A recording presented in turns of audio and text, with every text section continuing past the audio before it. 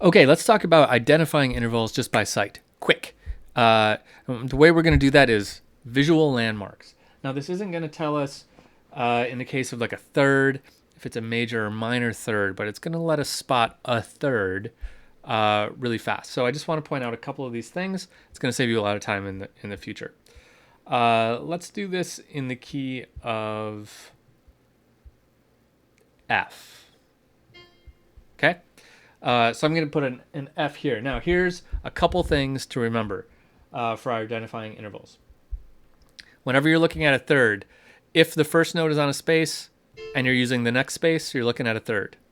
No matter where you are, if you got two spaces right next to each other, you're looking at a third. Same deal with lines. If you're looking at a line and the next line on top of it, you're looking at a third.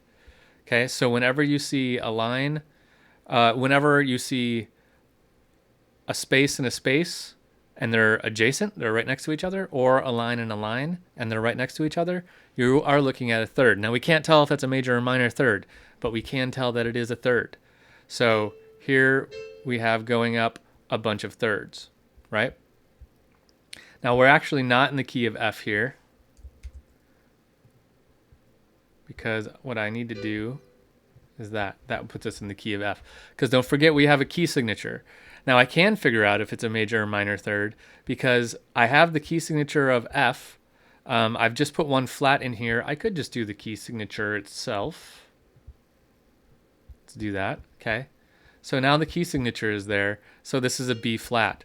So if this is the one chord, I know it's only two notes, but that's okay.